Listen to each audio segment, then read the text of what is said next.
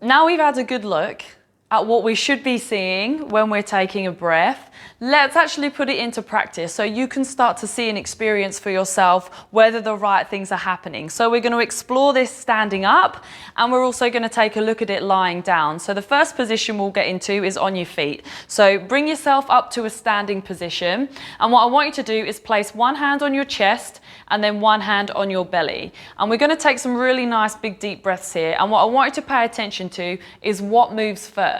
So in an ideal world, when we're taking that nice big inhalation in, because remember, we want the diaphragm to drop down, we want to make sure that we get that expansion of the belly first. So ideally with the breath in, the first 2/3 of the breath should come from an expansion of the abdominal wall, and then the last third of the breath should come from that expansion and lift of the chest. So let's take a second here just to practice a couple of those breaths. So now if I stand sideways on, I'm not sure how well you'll see this from here, but hopefully you'll get to see a little bit of movement. Actually, maybe if I scoot in a little bit closer and show you my belly from this angle, we might see it move a little bit better. So we want to take that nice big inhale in, and then the ribs, and then let it go. So I want you to just stand here for a sec and just practice that breath. So nice big deep breath in through the nose if you can. Belly goes first. And then continue the breath. And we get that nice lift and expansion of the chest.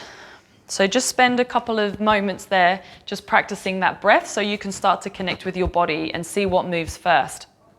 Now, don't worry too much while you're standing if you're struggling to really feel like the stomach is moving a lot. You're not going to get a lot of movement in the stomach or through the abdominal wall when you're standing, just because we've got sort of like the forces of gravity pushing down on us, and we're going to be using some muscles to help stabilize our spine and stuff through this region. It's not going to be like super soft. You're not going to see massive movements. What you might see a bit more when you lie down, which we'll explore in a sec. But this is where we can relate this back to the video that we were speaking about before, and that jamming up of the abdominal wall, not really seeing much movement here or finding that difficult, because a lot of people in this day and age tend to have a weaker core, so their inner unit tends not to be able to be as strong as it should.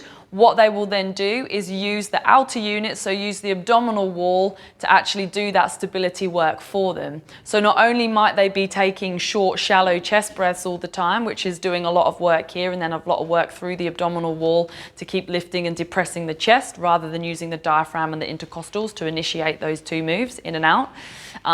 They might be getting tension and tightness through the ab wall because of that, but then also if there's dysfunction in that inner unit, so a weaker core, that might also be contributing to a tight abdominal wall, because then what people will tend to do is use the outer unit, so have abdominal wall dominance in order to stabilize their spine, because they're not recruiting those deeper muscles as they should be.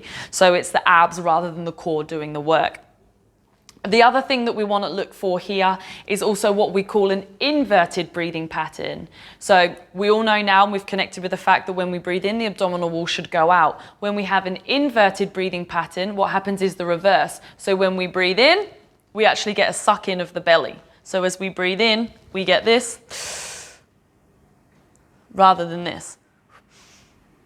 So if that's someone, or if you find that you are someone that is doing an inverted breathing pattern, that's something that you definitely need to be aware of, and you need to start doing some work to help correct that.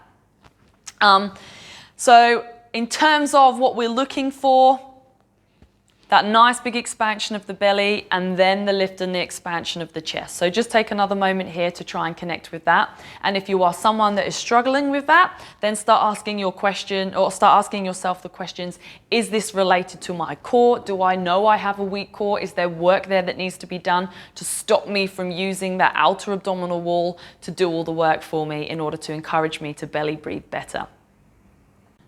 Now, if standing up and trying that was a little bit tricky for you, or you're finding you're really struggling to connect with your tummy and moving your belly in and out, come lie down and let's try it from the floor. So from this position here, we're going to do the same thing. So hand on the chest and hand on the belly. You might find that you don't get quite as much movement from the chest here. That's okay. That's just because your ribs are now pinned down towards the floor. But you might find it a little bit easier to actually connect with that belly breath. So bend your knees. So bring your knees up so your feet are flat to the floor. And now, because we're not standing up and using more of those stabilizing muscles around the spine, it might help you to relax through the abdomen a little bit to try and really connect with that nice big deep belly or that big diaphragmatic breath. So let's place one hand on the chest and one hand on the belly again.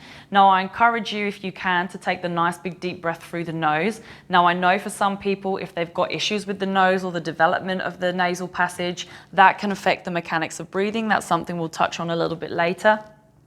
If that's super uncomfortable for you, then of course, just breathe in the way that allows you to get the air actually in. But if you can breathe through your nose, I want you to take a really nice big deep breath in through your nose. And remember, first 2/3 from the belly, last third from the chest. And then as you breathe out, you can breathe out through the nose or through the mouth, whichever is most comfortable for you. So I want you just to stay with that for a moment. So practice that breath, so belly. And then exhale, nose or through the mouth, whichever is most comfortable for you. So as we finish up this video, let's connect back to what we were talking about in terms of that movement of the rib cage. And if you're noticing that's you and you're getting an over recruitment of all those upper neck and back muscles and you're experiencing stiffness and tightness through this upper part of your body, that's something for you to focus on in terms of starting to really pull that air down into the diaphragm and encouraging those deep belly breaths to start to actually activate the use of the diaphragm. Also connect with whether you're using your nose or your mouth. This is something that we'll explore a little bit deeper through another video, but that definitely has an impact on whether or not we jack the nervous system up, which we'll explore a little bit deeper in a sec. So connecting with the mouth and the nose and where are you breathing, because often mouth breathing is also typically connected with chest breathing and shallow breathing. So when we breathe more through here, we are way more likely to do those shorter, shallower chest breaths. So perhaps just switching to breathing through the nose or being more mindful of breathing through the nose might be something that helps you actually start to repattern your breath. And then let's also just have that recap and remember that short, sharp, shallow breaths and that chest breathing is useful for when we work out. So do remember that whilst I'm talking about this in the broad sense, there are uses for that type of breathing. And then there are, of course, uses for when we want to get more into that deeper abdominal breath too, which is predominantly how we should be breathing when we're just moving through our day and not being under any kind of intense or stressful exercise.